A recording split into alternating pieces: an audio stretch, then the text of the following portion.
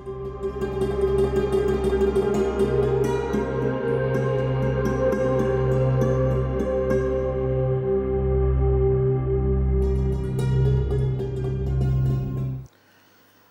আলাইকুম ওয়া রাহমাতুল্লাহি ওয়া বারাকাতুহু। আলহামদুলিল্লাহ ওয়াসসালাতু ওয়াসসালামু আলা রাসূলিল্লাহ ওয়া আলা আলিহি ওয়া আসহাবিহি আজমাইন, আম্মা বাদ। প্রিয় দর্শক শ্রোতা, আপনাদের প্রত্যেককে স্বাগত জানাচ্ছি দেশ টিভির নিয়মিত আয়োজন ইসলামী জীবন ও জিজ্ঞাসার আজকের পর্বে। আপনাদের সঙ্গে আব্দুল কাহার রয়েছি।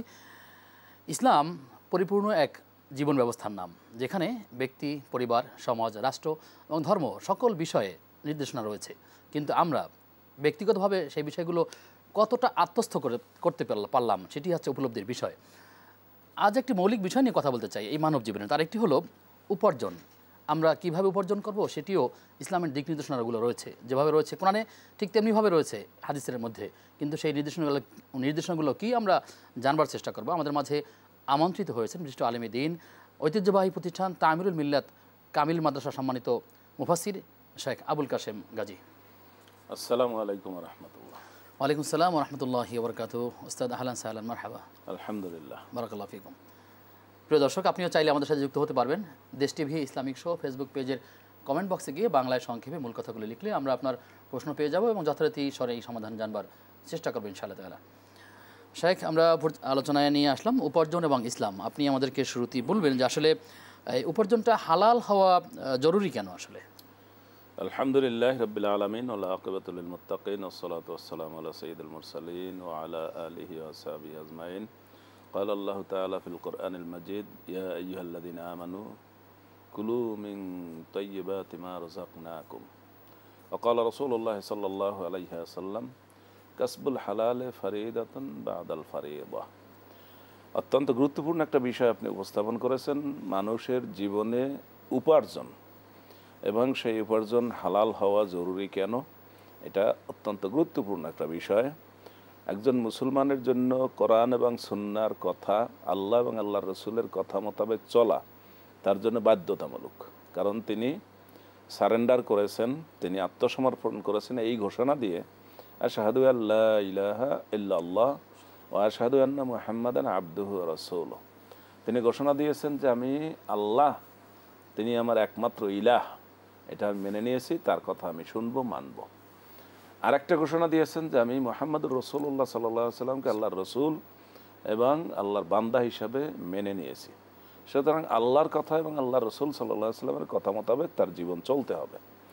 আর আল্লাহ কোরআন মাজিদে বলেছেন, যেমন বলেছেন তিনি নবীদেরকে আল্লাহ বলেছেন যে আপনারা হালাল খাবেন এবং আল্লাহর ইবাদত করবেন।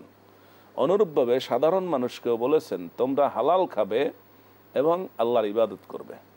অর্থাৎ হালাল খাওয়া, হালাল ভক্ষণ করা, হালাল গ্রহণ করা, হারাম বর্জন করা, এইটা সাধারণ মানুষের জন্য যেমন নবী রাসূলদের জন্য তেমনই আবশ্যক, ফরজ, অবধারিত, এর ব্যতিক্রম করার কোনো সুযোগ নেই। এই হাদিসের শেষাংশে রাসূলুল্লাহ সাল্লাল্লাহু আলাইহি সাল্লাম এক ব্যক্তির কথা উল্লেখ করেছেন, সুম্মা যাকারা রাজুলা, তারপর তিনি এক ব্যক্তির কথা উল্লেখ করেছেন, ইউতিলুস সাফার, যেন অনেক দূর থেকে আউলাকে সে পাগল বেশে এসেছে, ইয়ামুদ্দু ইয়াদাইহি ইলাস সামা, দুই হাত আসমানের দিকে উঠাই এসে আল্লাহর কাছে দোয়া করে, ইয়া রব্বি ইয়া রব্বি, হে আল্লাহ আমার এই দোয়া কবুল করুন, ওই দোয়া কবুল করুন। অথচ রাসূলুল্লাহ সাল্লাল্লাহু আলাইহি ওয়াসাল্লাম বলেন মাতামুহু হারাম, তার খাদ্য হারাম, মাশরাবুহু হারাম, তার পানীয় হারাম, মালবাসু হারাম, তার পোশাক হারাম, গুজিয়া বিল হারাম, তার শরীরটা সুন্দরভাবে গড়ে উঠেছে হারামে, ফাআন্না ইউস্তাজাবু লিযালিক, এই লোকের দোয়া কবুল হবে কিভাবে? অর্থাৎ হারাম থেকে যা হবে তার থেকে আল্লাহর কাছে কোনো কিছু গ্রহণ করার মতো নাই। অতএব ফরজ ইবাদতের যেমন গুরুত্ব রয়েছে, হালাল কামাই করে হালাল গ্রহণ করা, সেটা শুধু খাদ্য নয়, খাদ্য, পানি, পোশাক আশাক, বাড়ি ঘর, গাড়ি, যা কিছু আছে জীবনে, যা কিছু মানুষের প্রয়োজন, সবটাই হালাল হতে হবে। জি শেখ, অনেকেই মনে করে যে এই হাদিসে যেহেতু হালাল উপার্জন ছাড়া ইবাদত কবুল হবে না, তারা মৌলিকভাবে যখন তারা হজ বা ওমরা করে তখন মনে করে যে হজ এবং ওমরার টাকাটা হালাল হবে, এতে কোনো সন্দেহ নাই, অন্য কাজ যাই করুক না কেন। আসলে বিষয়টি কি এরকম? হ্যাঁ, আপনি ঠিকই বলেছেন যে অন্য কাজ যাই করুক না করুক, হজে যাওয়ার সময় সলিড একদম খাঁটি টাকা খুঁজে খুঁজে, কোথা থেকে খাঁটি টাকা যার মধ্যে কোনো ভেজাল নাই, সেইটা নিয়ে তারপর হজ করার চেষ্টা করে। এবং দান করার চেষ্টা করে, এরকম। আসলে ব্যাপারটা তা নয়। আপনি যে হাত্তা লোকমাতা তাদাও ফি ফি ইমরাতিক, আপনি যে লোকমাটা উপার্জন করে কামাই করে আপনার স্ত্রী আপনার সন্তানের মুখে তুলে দেন, সেটাও আপনাকে হালাল হতে হবে। অর্থাৎ জীবনের সর্বপর্যায়ে হালাল হারামের প্রশ্ন আছে, শুধু হজ বা উমরা এটাই নয়, বরং সর্বক্ষেত্রে আপনি যে দান করবেন সেটাও হালাল হতে হবে। এক জায়গা থেকে জোর করে আনা হলো, জুলুম করে আনা হলো, একজন গরিব মানুষকে উপকার করা হলো, না, হয় নাই। হাদিস শরীফে এসেছে, আমরা অনেকেই জানি, লা তাজুলু কদমা ইবনে আদম হাত্তা ইউসআলা আন খামস, কিয়ামতের দিন 5টা প্রশ্নের উত্তর না দিয়ে কেউ এক পা নড়তে পারবে না। তার মধ্যে 2টা প্রশ্ন কিন্তু সম্পদ সম্পর্কে, যে মিনাইনা ইকতাসাবা, সে কোথা থেকে এটা কামাই করেছে, আর ফিমা আংফাকা, কোথায় ব্যয় করেছে। কামাই হালাল হতে হবে, ব্যয়ের জায়গাটাও খাতটাও হালাল হতে হবে, বৈধ পন্থায় হতে হবে। তার মানে শুধুমাত্র হজ এবং উমরার কথা না, শুধু হজ উমরা নয়। এখানে আরেকটি বিষয় আমরা মনে করি যে অনেক সময় স্ত্রী কোনো ফ্যামিলিতে বা কারো বা সন্তান এরকম বলে থাকে যে আমাদেরকে খাওয়ানোর দায়িত্ব পিতামাতার, পিতা কোথা থেকে এই বিষয়টি আনবে, সেটা হালাল পথে উপার্জন করবে নাকি হারাম পথে উপার্জন করবে, ওটা আসলে দেখবার বিষয় নয়। আসলে বিষয়টি একটু বাড়াবাড়ি হয়ে গেল কিনা বা কি করা উচিত? যেটা তারা বলেছে সেটার মধ্যে সত্যের অংশ বেশিরভাগই আছে। অর্থাৎ স্ত্রীর ভরণ পোষণ দেওয়া হলো স্বামীর দায়িত্ব, সে কোথা থেকে কামাই করে আনে সেটার দায় তার। স্ত্রী যদি জানেও যে আমার স্বামী অবৈধভাবে নিয়ে আসে, সেটা স্ত্রীর বলার কোনো দায়িত্ব নাই। তবে সে যদি তাকে সহযোগিতা করে যে হারাম থেকে নিয়ে আসবে না, হারাম আমাকে খাওয়াবে না, সেটা বলতে পারে। স্থিতি এমন হওয়া উচিত যে আসলে তুমি হারাম উপর জানা করো এবং বৈধ পন্থায় করো, এটাই আমাদের জন্য কল্যাণ হবে, এভাবেই তো বলা উচিত। আপনি যেটা বলছেন সেটার বিপরীতও আছে, যে স্ত্রী তাকে হালাল উপার্জনে সহযোগিতা করবেন তো দূরের কথা, বরং চাপ দিতে থাকেন যে পাশের বাসায় ফ্রিজ আছে, রেফ্রিজারেটর আছে, তারপর এটা বিভিন্ন বাসা ভরপুর মাল জিনিস, আমাদের বাসায় কিছু নাই, তারাও এই চাকরি করে, তুমি এই চাকরি করো, আমাদের এরকম কতদিন চলবে। মানসিকভাবে একটা চাপে রাখে, মানসিকভাবে খুব প্রেসারে রাখে, যাতে সে হারাম কামাই করার জন্য উদ্বুদ্ধ হয়। এটা খুবই খারাপ। বরং হালাল খেয়ে যারা আছে তারা জীবনে শান্তিতে আছে, তারা ঘুমায় ঠিক মতো। আর হারাম দিয়ে যারা অনেক ধন সম্পদ কামাই করে, কেউ শান্তিতে ঘুমাতে পারে না, কেউ ঠিকমতো চলাফেরাও করতে পারে না, আত্মীয় স্বজনের সাথেও সম্পর্ক ভালো থাকে না, ছেলে মেয়ে একটা একদিকে গেছে আর একটা আরেকদিকে গেছে, দুনিয়ায় সাময়িক ভালো মনে হলো, হয়তো বা পরকালে বাহির থেকে চাকচিক্য দেখা যায়, ভিতরে বহুত কষ্টে আছে। আল্লাহ তাআলা আমাদেরকে হারাম উপার্জন থেকে দূরে থাকার তৌফিক দান করুন, আমিন। শেখ, আপনি আমাদেরকে জানাবেন যে কোনো একজন কর্মচারী তিনি যেখানে চাকরি করেন, তো মালিক অসৎভাবে ব্যবসা করেন অথবা তিনি ওখানে চাকরি করার কারণে তিনি এটা প্রতিবাদ করতে পারছেন না, এই ক্ষেত্রে কর্মচারী কি তার এই মালিকের গুনাহ বহন করবে কিনা বা দায় বহন করবে কিনা? এখানে আপনি যদি এইরকম একটা ব্যাপার দেখেন, তাহলে তো সে সরাসরি তার সাথে জড়িত আছে। যেমন ইমাম আহমদ ইবনে হাম্বলকে জিজ্ঞাসা করা হয়েছে যে রাষ্ট্র জুলুম করে, আমি তো জেলের নিরাপত্তায় আছি, আমি কি জালিমের সহযোগী কিনা? ইমাম আহমদ ইবনে হাম্বল কি বলছেন যে আপনি তো সরাসরি জড়িত আছেন, সুতরাং আপনি এর থেকে কোনো মাপ পাবেন না। হ্যাঁ, আপনার কাছে যে কাপড় চোপড় বিক্রি করে, আপনার কাছে যে মাছ তরকারি বিক্রি করে, সে আপনাকে এই জুলুমের অংশীদার না, কারণ সে তো আপনি জানে না যে আপনি কোথায় কি করেন না করেন, কিন্তু আপনি তো জালিমের সহযোগী ডাইরেক্ট। এবং হাদিস শরীফে আছে, মাম্মাশাদ মা যালিমিন লিইউকাউইয়াহু ওয়া হুয়া ইয়ালামু আন্নাহু যালিম ফাকাদ খারাজা আনিল ইসলাম, যে কোনো জালিমকে সহযোগিতা করার জন্য তার সাথে থাকে এবং সে জানে যে এই লোকটা জুলুম করে, তাহলে সে ইসলাম থেকে খারিজ। তা যে অন্যায়ভাবে কামাই করে সেও একটা জুলুম করে, অন্যায় করে নিজের উপরে। কিন্তু বিষয়টা এরকম যদি হয় যে পরিবারে উপার্জনের আর কেউ নাই, তিনি একমাত্র তিনি কিন্তু আসলে এই চাকরিটাই তার একমাত্র ভরসার জায়গা, কিন্তু এখন তার না করলেও তার পরিবারের সমস্যা পড়বে, জালেমকে সহযোগিতা করা এই অবস্থায় কি করা যাবে? বা আল্লাহ কোরআনে বলেছেন যে হালাল পথে থাকার জন্য এই জায়গা ছেড়ে রাস্তায় বের হয়ে যাবে, আল্লাহ তার জন্য রাস্তা করে দিবেন। সুতরাং কোনো কিছুর উপরে নির্ভর অজুহাত আসলে না দেওয়া, এটা অজুহাত। আর অজুহাত তো আপনি জানেন, একটা হলো ডান হাত, একটা হলো কি বাম হাত। অজুহাত বলতে কোনো হাত নাই, ওটা অধিকাংশ ক্ষেত্রেই মিথ্যা। সুতরাং তাহলে কেউ যদি চায় হালাল পর্যায়ে অবলম্বন করতে, তাহলে সে বেরিয়ে পড়বে, বেরিয়ে পড়লেই তার জন্য আল্লাহ রাস্তা খুঁজে দিবেন। আপনাকে দৌড় দিতে হবে। আপনি জানেন ইউসুফ আলাইহিস সালাম যে সমস্যায় পড়েছেন, তিনি ওখানে দাঁড়িয়ে থাকলে তো কোনো সমাধান হবে না, তিনি দৌড়িয়ে দরজা পর্যন্ত গেছেন অলৌকিকভাবে। পিছনেও ওই পাশে একজন আসছে, বাড়ির মালিক, সে এসে ওই দিক থেকে দরজাটা খুলে ফেলছে, দরজা খুলে গেছে, তার তো এই অন্যায় কাজ থেকে সে বেঁচে গেছে। পরে মহিলার কারসাজিতে সে দোষী সাব্যস্ত হয়েছে, মহিলা তাৎক্ষণিকভাবে তাকে দোষী সাব্যস্ত করছে যে দেখেন আপনার স্ত্রীর সাথে যে এরকম কাজ করে তার তো জেলে পোড়া ছাড়া কোনো উপায় নেই, অর্থাৎ এখন তারা তো নাটক তৈরি করে ফেলছে, এটা হলো তাদের উপস্থিত বুদ্ধি। তো ইউসুফ আলাইহিস সালামের মতো দৌড় দিতে হবে, দৌড় দিলে আপনার দৌড় যেখানে শেষ আল্লাহর সাহায্য সেখানে শুরু। ইন্না সাই মিন্না ওয়াল ইতমামু মিনাল্লাহ, আর সাই মিন্না, তিনি দৌড় দিয়েছেন, আল্লাহ তাকে সাহায্য আল্লাহ করেছেন। তাকে সাহায্য করেছেন। সুতরাং যিনি হারাম জায়গায় হারাম কামাইয়ের সাথে জড়িত আছেন তিনি দৌড় দিয়ে বের হয়ে পড়বেন। বের হয়ে তিনি পড়লে এসে চাকরি যদি সরকারি হয় তাহলে তিনি অবশ্যই অন্যায়ভাবে ছেড়ে সে আদেশ মানবেন না। না, তিনি এখান থেকে বেরিয়ে পড়বেন। জি অবশ্যই। জি, আপনার কাছে আবার আসবো বিরতির পর ইনশাআল্লাহ তাআলা। ইনশাআল্লাহ। প্রিয় দর্শক, আপনারা দেখছেন ইসলামী জীবন ও জিজ্ঞাসা। সময় হয়েছে একটা বিরতির, ফিরছি কিছুক্ষণ পর, সাথে থাকুন।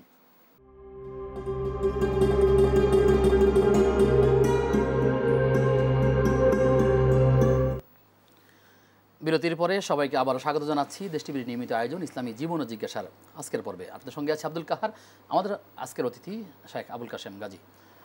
ওস্তাদ, এরপরে একটি প্রশ্ন আছে, প্রশ্ন রেখেছেন আলামিন। তিনি বৈবাহিক বিষয়ে একটি প্রশ্ন রেখেছেন যে স্বামী স্ত্রী পারস্পরিক কথা কাটাকাটির এক পর্যায়ে স্বামী তালাকনামা তৈরি করে স্ত্রীকে জানিয়ে দেওয়ার একদিনের মধ্যেই স্বামী তার সিদ্ধান্ত পরিবর্তন করে তালাকনামা পাঠায় নাই, পরবর্তীতে তারা আবার একত্রিত তারা বসবাস করছে।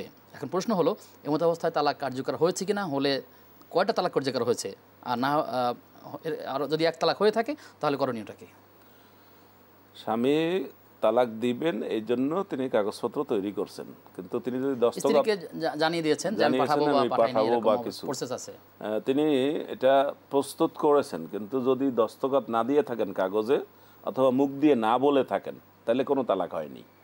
কাগজে দস্তখত অথবা মুখে বলা, ঘোষণা দেওয়া আমি তালাক দিলাম, সেটা স্ত্রী শুনবে অথবা না শুনবে, হ্যাঁ, দূরে থাকুক শোনা জরুরি না, তাইলে কোনো কিছুই হয়নি। আর যদি তিনি কাগজ তৈরি করে থাকেন, তার মধ্যে লেখা থাকে এবং দস্তখত দিয়ে থাকেন, তাহলে কমপক্ষে এক তালাক হবে। যদি তিনি তিন তালাকের কথা উল্লেখ থাকে তার কাগজে, এক তালাকের কথা যদি এক তালাক যদি হয়ে থাকে, তারপর তারা আবার আপোস করতে পারেন যে কোনো সময়, কোনো মাধ্যম ছাড়াই, অর্থাৎ কোনো সাক্ষী লাগবে না, কোনো কাজই লাগবে না, কোনো মিষ্টি খাওয়ারও দরকার হবে না, তারা মিলে গেলেই হবে। এটা সূরা তালাকের 1 নম্বর আয়াতে আছে। আর যদি আপনি বলছেন যে 3 তালাক যদি লিখে থাকেন, একসাথে 3 তালাক দেওয়ার কথা কোরআন এবং হাদিস দ্বারা প্রমাণিত না, কিন্তু তারপরেও কোনো কোনো ইমাম একসাথে 3 তালাক দিলে 3 তালাক হবে এটা বলেছেন। কিন্তু এর বিপরীতে 3 তালাক একসাথে দিলে 1 তালাক হবে, এবং 1 তালাক হওয়ার পর তারা 3 মাসের মধ্যে আবার সংসার করতে চাইলে করতে পারবেন। জি, শুকরিয়া আপনাকে। প্রশ্ন হচ্ছে, ব্যক্তি, পরিবার, সমাজ, রাষ্ট্র এবং ধর্মীয় দৃষ্টিকোণ থেকে যারা ভিন্ন ভিন্ন অপরাধে জড়িত, কেউ নির্দেশের সাথে জড়িত, কেউ কর্মকাণ্ডের সাথে জড়িত, এমন অপরাধীদেরকে যদি কেউ প্রশ্রয় দেয় বা পালিয়ে যেতে সহায়তা করে এবং সেটা অর্থের বিনিময় হয়ে থাকে, তাহলে তারা কী ধরনের অপরাধ করেছে বলে ইসলাম বলেছে?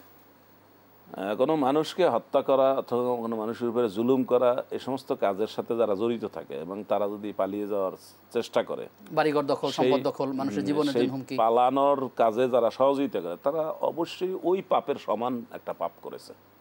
যেমন একজন হত্যাকারী, তাকে বিচারের কাঠগড়ায় হাজির করতে হবে, কিন্তু তাকে পালানোর সহযোগিতা করছে, তাহলে সে ওই হত্যায় সহযোগিতা করেছে। এবং হত্যায় সহযোগিতা করা এটা সম্পর্কে কঠিন হাদিস আসছে, কোরআন মাজিদে তো আছেই, আমান কাতালা মুমিনান মুতাআম্মিদান ফাজাযাহু জাহান্নাম, যে মুমিনকে ইচ্ছাকৃতভাবে হত্যা করবে ইমানদার লোককে, তার ঠিকানা হলো জাহান্নাম। আর হাদিস শরীফে এসেছে যে মান আনা ফি কাতলে মুমিন সাতরা কালিমাতেন, যে কোনো মানুষকে, কোনো মুমিন ব্যক্তিকে হত্যা করার ক্ষেত্রে অর্ধেক শব্দ পর্যন্ত ব্যবহার করবে, তার আমল নামা আল্লাহর কাছে একটা সিল দেওয়া থাকবে যে তাকে আল্লাহ কখনো মাফ করবেন না।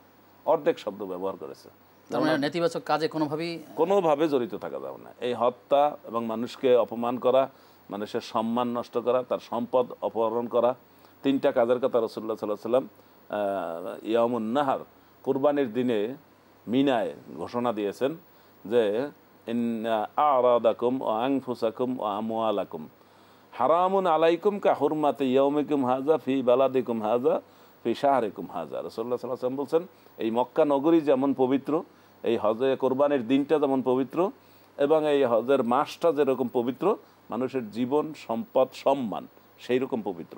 অতএব এ ব্যাপারে কেউ যদি অন্যায় কিছু করে, আল্লাহ তাকে কঠিন শাস্তি দিবেন, এবং এই শাস্তি ওই লোকেরও হবে যে এই রকম অপরাধ করে পালিয়ে যাওয়ার ক্ষেত্রে সহযোগিতা করে এবং সেখানে সে এবার কিছু বিনিময় নিচ্ছে। তাহলে অন্যায় কাজে সহযোগিতা আবার নিচ্ছে তার থেকে বিনিময়, দুইটা অপরাধ সে করতে। আল্লাহ তাআলা আমাদেরকে হেফাজত করুন। শেখ, যারা পথে ঘাটে টাকা দাবি করে, যেমন ধরুন যে এই পথে বাইক চলা যাবে না বা একটা বাহন চলা যাবে না, কিন্তু টাকার বিনিময়ে তাকে অনুমতি দেওয়া হলো, ঠিক এমনিভাবে কোনো একটা বাজার বসা যাবে না, সেখানে টাকা নিয়ে বাজার বসতে দেওয়া হলো, এরকম নানা জায়গাতে, অথবা সে সঠিকভাবেই সব কিছু করছে, তারপরেও একটা সিন্ডিকেট এমনভাবে তৈরি আছে, গাড়ি চলতে হলে তাকে টাকা দিয়েই প্রতিদিন টাকাগুলো দিতে হবে। এরকম যারা চাঁদাবাজি করে এবং নানা নামে, সেটা যে নামই হোক না কেন, টোকেন সিস্টেমে হোক, এরকম যারা করে তাদের ব্যাপারে শাস্তি কি? বা এটা আপনি যেটা আগে যেভাবে এদিক থেকে ওদিক থেকে যেভাবে বলছেন, শেষের কথাটা কিন্তু পরিষ্কার হয়েছে, মানে এটা হলো চাঁদাবাজি। অর্থাৎ এই ধরনের বসে বসে যারা খাওয়ার চেষ্টা করে, এগুলো হারাম, উপার্জন হারাম। এবং আপনি হয়তো বলতে পারবেন এরকম যে ঢাকা শহরের এক প্রান্ত থেকে আরেক প্রান্ত একটা গাড়ি যেতে আমি শুনেছি যতটুকু 32 জায়গায় চাঁদা দিতে হয়। এই চাঁদা না দিলে গাড়ি কম বেশি হতে পারে, তবে বাস্তবতা যথেষ্ট রয়েছে। তো এগুলো হলো চাঁদাবাজি। এই চাঁদাবাজির কারণেই দেশে মাল জিনিসের দাম বাড়ে, জনগণের ভোগান্তি হয় এবং সব মানুষ কষ্টের মধ্যে থাকে। একদল লোক বসে বসে এই টাকাগুলো ঘরে বসে বসে এগুলো পায়, মানে তাদের একটা সিস্টেম করে নিয়েছে। তারা কিছু লোক লাগিয়ে রাখে, কিছু লাঠিয়াল থাকে এবং তারা এই অপমান করে যেভাবেই হোক তারা টাকা নিবেই নিবে। হ্যাঁ, এবং একদল উঠে গেলে আরেক দল এসে বসে যায়, একদল গেলে আরেক দল রেডি থাকে, এরকম তারা চাঁদাবাজি করে। এই চাঁদাবাজির টাকাগুলো সম্পূর্ণ হারাম এবং হারামের থেকে যা কিছু তার শরীরে বর্ধিত হবে এগুলো সব জাহান্নামের জন্য উপযুক্ত। শেখ, প্রশ্ন হচ্ছে যে বিগত দিনে হারাম উপার্জন ছিল, অপরদিকে তার বৈধ সম্পদও ছিল। কেউ যদি অবৈধ সম্পদ রেখে ইবাদত বন্দেগী করে, তার ইবাদতের বর্তমান অবস্থা কি হবে, কবুল হবে কিনা? তার যেই অংশটা সে অন্যায়ভাবে হারাম উপার্জন করেছে সেই অংশটা তাকে বাদ দিতে হবে এবং সেটা গ্রহণ করার কারণে যে অপরাধ হয়েছে সেই অপরাধ থেকে তাকে তওবা করতে হবে, তাকে অনুতপ্ত হতে হবে, ওই অংশটা মালিককে বুঝিয়ে দিতে হবে। আর মালিককে যদি পাওয়া না যায় তাহলে দরিদ্র মিসকিন তাদেরকে মালিকের পক্ষ হয়ে দিয়ে দিতে হবে, এরপর তওবা করতে হবে, তারপর তার জন্য ব্যবস্থা হবে। এর আগে কোনো ব্যবস্থা নাই। অর্থাৎ শুধু আল্লাহর কাছে কান্নাকাটি করলাম যে আল্লাহ আমাকে মাফ করিয়ে দেন, হ্যাঁ, খুব ভালো করে জানে যে যা হারাম কামাই করে সে তা ভালো করেই জানে। মানে শেষ ফতোয়াটা হলো এই, রাসূলুল্লাহ সাল্লাল্লাহু আলাইহি ওয়াসাল্লাম বলেছেন, ইস্তাফতে কলবাকা ওয়াইন আফতাকাল মুফতি। কোনো মুফতি সাহেবের কাছে গিয়ে যদি বলা হয় যে আমার কামাইটা এরকম, আমার কামাই এরকম, আর মুফতি সাহেব ফতোয়া দিয়ে দিচ্ছেন যে আপনার কামাই হালাল আছে, কিন্তু আপনার মনে জানে যে আপনি আসলে এটা হালাল কামাই করেন নাই, এখানে আপনি 9-6 করেছেন, তাহলে মুফতি সাহেবের ফতোয়ায় এটা হালাল হবে না, আপনার অন্তরের ফতোয়ায় বলবে এটা হারাম, অতএব এটা হারাম। অন্য হাদিসে আসছে, দা মা ইউরিবুকা ইলা মা লা ইউরিবুকা, যেটা তোমার সন্দেহজনক সেটাও তুমি ছেড়ে দাও, যেটা সন্দেহ নাই ওইটা শুধু গ্রহণ করো। জি শেখ, সর্বশেষ এক কথা একটু উত্তর নিব। প্রশ্ন রেখেছেন কুমিল্লা থেকে মাইনুল ইসলাম। তিনি জানতে চাচ্ছেন যে কোনো ফার্মাসিস্ট যদি কোনো সন্তান নষ্ট করার ঔষধ বিক্রি করে তাহলে তার গুনাহ হবে কিনা? অবশ্যই গুনাহ হবে। কোনো সন্তান নষ্ট করা, অ্যাবর্শন করা বা যে ভ্রূণ থেকে তাকে হত্যা করা, MR করা, যেটাকে আমাদের মানে চিকিৎসার ভাষায় MR করা, বিভিন্ন টার্ম আছে, এগুলো ব্যবহার করা, এই সন্তান হত্যা করার ক্ষেত্রে সে একটা অপরাধী হবে। রাসূলুল্লাহ সাল্লাল্লাহু আলাইহি ওয়াসাল্লাম এটাকে বিভিন্ন দিক থেকে লোকেরা ইনিয়ে বিনিয়ে বলেছেন। রাসূলুল্লাহ সাল্লাল্লাহু আলাইহি ওয়াসাল্লাম শেষে কি বলেছেন? যালিকাল ওয়াদুল খাফি, এটা তো মানে গোপন হত্যা। একসময় জাহিলিয়াতের যুগে আরবের লোকেরা কি করতো, মেয়ে সন্তান হলে তাকে জীবন্ত কবর দিত, এটাকে বলা হয় আল ওয়াদুল জাহিরি। আর এই যে যেটা এই সিস্টেম করে করা হয় এটা হলো আল ওয়াদুল খাফি, এটা হলো গোপন হত্যা। এই হত্যার সাথে যেই কোম্পানি, যেই ঔষধ জড়িত আছে, সেই কোম্পানিতে যারা যারা জড়িত আছে সবাই এই হত্যার সাথে জড়িত আছে।